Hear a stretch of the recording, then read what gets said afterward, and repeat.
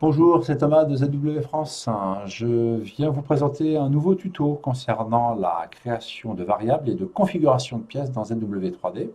Donc on va attaquer un nouveau tuto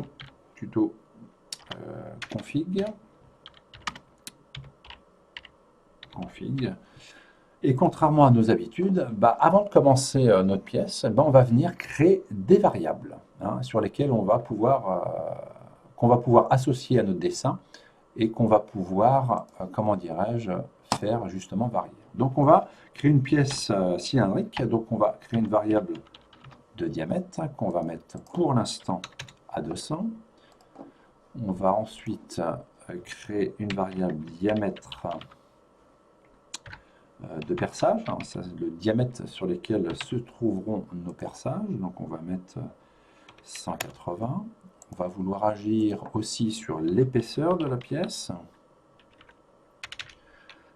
L'épaisseur, qu'on va pour l'instant mettre à 40. On va enfin vouloir agir sur le nombre de trous. Le nombre de trous, voilà, on va partir dans un premier temps avec 4 trous. Voilà, je crois que j'oublie rien. Le fait d'avoir fait ça, on a automatiquement ici créé un petit dossier qui recense tous ces paramètres-là. À n'importe quel moment, on pourra en rajouter. Donc on va attaquer maintenant la géométrie de notre pièce. Donc on va commencer notre disque ici. Donc ici, habituellement on avait des cotes sur lesquelles on pouvait agir de manière numérique, il n'y avait pas de souci. Maintenant, on va pouvoir aussi, maintenant qu'on a créé des paramètres, aller dans le petit A ici qui va aller nous permettre d'aller associer, on les retrouve ici, nos variables. Donc voilà, on associe cette fois-ci le 200. Tout simplement, on sort de là. On va pouvoir en faire de même avec notre extrusion, ici, qui est actuellement à 50. Et bien on va aller cliquer ici, sur la petite liste déroulante, et on va aller retrouver nos variables, ici, auxquelles on va associer l'épaisseur. Et c'est fait. Voilà pour ça. On va continuer notre pièce, on va à son centre mettre un perçage sur lequel, dans un premier temps, on n'agira pas trop. Ça sera, lui, un trou lamé, avec un diamètre ici, par exemple, de 60, sur une profondeur de 15, et puis un diamètre ici de 50 au niveau du lamage, chanfrein d'entrée, chanfrein de sortie, et c'est parfait. Alors voilà, on a bien notre trou ici. Alors, on va maintenant faire toute une série de trous là sur notre disque. Pour ça, je vais faire une esquisse, parce qu'on va bien comme ça contrôler le positionnement de ce trou et la cote. Donc pour ça, on va faire un point de perçage qu'on va bien venir aligner par rapport au centre. Et on va lui associer une cote une cote sur laquelle on va venir associer de la même manière, non pas une valeur numérique, mais une variable. Et celle-ci, ça sera notre diamètre de perçage qui va automatiquement se mettre à 180. Voilà. À partir de là, on sort, on va venir mettre notre trou. Tac. Cette fois-ci, ça sera un trou taraudé. Voilà, oui, c'est très bien comme ça, un M12. Sur un perçage, lui, un perçage lisse, simple, voilà, il sera, lui, débouchant, complet, ainsi que le perçage, voilà, ici, notre trou taraudé. Donc comme je vous disais, ce trou-là, je vais venir, lui, le répéter plusieurs fois. Donc pour ça, on va faire une répétition de fonction. Donc je viens sélectionner ce trou, ma direction. Bien, voilà ma direction. Ici mon nombre, je vais là aussi ne pas me contenter de rentrer une valeur numérique. Je vais aller, pardon, qu'est-ce que j'ai fait? Je vais, je suis où? Je reprends, qu'est-ce que j'ai fait? Tac. Voilà, juste un petit coup de échappe. Ici, un nombre. Ici, je vais venir prendre mon expression et aller chercher mon nombre de trous. OK. Ici, je vais aussi lui associer le nombre de trous à ce niveau-là, mais je vais d'abord ici lui mettre mon expression, parce que je vais vouloir lui dire que c'est le nombre de trous, mais avant ça, on va lui dire que c'est 360 divisé par le nombre de trous. Comme ça, tout va bien être synchronisé. Voilà pour ça. On valide, et c'est bon. À partir de là, normalement, notre pièce, elle doit être déjà pas mal, c'est-à-dire qu'on va tout simplement venir agir ici sur les variables. On va passer ça à 220 et on va valider. On voit bien que notre pièce grossit. Donc de la même manière, on va pouvoir jouer sur un 200 ici. On va pouvoir jouer sur l'épaisseur, on va dire qu'on a 60. Et le nombre de trous, pardon, et le nombre de trous ici qu'on va venir passer par exemple à 12. Voilà, j'ai 12, j'ai 40, je n'ai pas passé mon épaisseur ici à 60, je suis allé trop vite. Tac.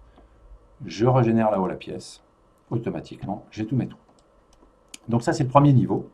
Hein, c'est le premier niveau. Déjà, notre pièce va être intéressant à exploiter.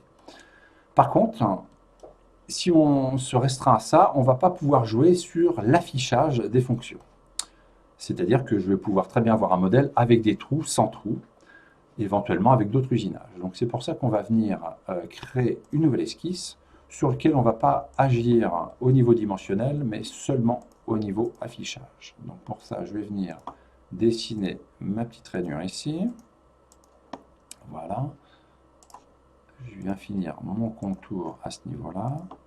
Voilà. Je valide. Donc attention, j'enlève cette cote-là parce que moi, je veux rester juste tangent à ce niveau-là. Donc, il ne faut surtout pas qu'on soit ici contraint par une cote. Je vais ensuite venir mettre une contrainte d'égalité pour venir centrer cette rainure. Voilà. Une cote ensuite dimensionnelle. Voilà. On va se contenter ici, c'est très bien, 70. Et puis par exemple ici, on va venir mettre, voilà, 8. On valide. Voilà, je suis bleu, donc bien défini, donc on est nickel. À partir de là, on va venir extruder cette géométrie en enlevant de la matière à travers toute la pièce. Voilà. Ça marche. Donc cette fonction-là ici, je vais la répéter de manière symétrique pour l'avoir de l'autre côté. Donc pour ça, je vais faire un miroir de fonction de cette fonction-là, suivant ce plan-là. Voilà. Et de la même manière, on va pouvoir la répéter de manière circulaire. Cette fonction-là et le miroir, suivant cette direction-là. On va se contenter là de mettre 4 éléments à 90. Ça, on ne jouera pas dessus. On va juste jouer sur l'affichage. Voilà. Voilà ma pièce finie. Voilà ma pièce finie. Donc pour jouer maintenant sur les dimensions et sur l'affichage ou non de certaines fonctions, il me reste tout simplement à créer des configurations. Donc pour ça, je vais faire un clic droit dans le gestionnaire et je vais aller ici créer des configs. Donc on peut en faire autant qu'on veut. Ici, on a maintenant un dossier en plus configuration de pièces dans lesquels on va pouvoir créer ici pour l'instant plusieurs modèles. Je vais m'arrêter à 2. Je vais ensuite venir afficher ma table de configuration pour agir sur mes cotes et sur l'affichage de mes fonctions. Donc à partir de là, donc je vais ajouter les variables sur lesquelles je vais agir. Donc celles lesquelles j'ai agi tout à l'heure, donc l'épaisseur, le nombre de trous, voilà, qui sont pour l'instant aux valeurs par défaut, mais je vais pouvoir ajouter les fonctions. Donc mon extrusion de base, je ne la veux pas, mais par contre je vais vouloir agir sur mon trou, sur mon trou 2 et sa répétition, mon extrusion, le miroir et la répétition 2. Voilà. Donc je vais ici configurer mon modèle ici à 200, mon diamètre à 170, mon épaisseur à 40, mon nombre de trous ici, je vais revenir à 4. Ici, je vais mettre 240, 190, une épaisseur à 50, et cette fois-ci, je vais passer à 8 trous. De là, je peux très bien ici rajouter une nouvelle config, hein, de la même manière que tout à l'heure.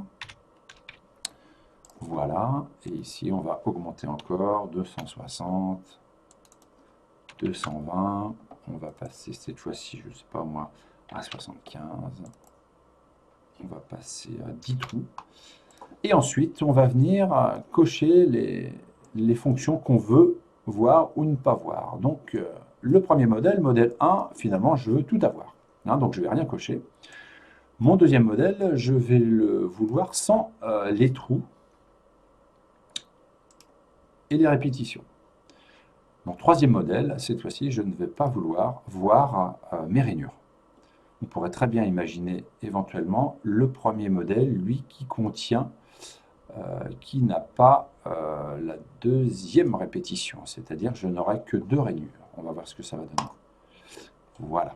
Donc à partir de là, j'ai juste à agir normalement ici. Donc j'ai mon modèle avec 2 rainures, 4 trous, mon modèle avec pas de trous et de rainures, et mon dernier modèle qui est cette fois-ci avec les trous, sans les rainures. Donc on est vraiment libre de faire ce qu'on veut. Voilà. Donc je vais enregistrer cette pièce, et puis pour vous montrer et finaliser ça, vous allez voir que cette pièce-là, on va pouvoir sans problème venir l'ajouter dans un assemblage avec la configuration souhaitée. Donc je vais aller la reprendre ici, tuto config, voilà. Ma pièce est ici, elle arrive par défaut, mais ici, regardez, on va pouvoir ici afficher le modèle 1 ou le modèle 2, en fonction de ce qu'on veut. Donc, au lieu d'avoir plusieurs pièces, on va pouvoir comme ça insérer telle ou telle configuration. Je vais pouvoir aller la rechercher ici, et cette fois-ci, lui dire que je veux le modèle, voilà, le 4e modèle. Donc la même pièce, la même source, mais de manière insérée, de manière différente dans l'ensemble. Voilà pour ce tuto. Merci, au revoir.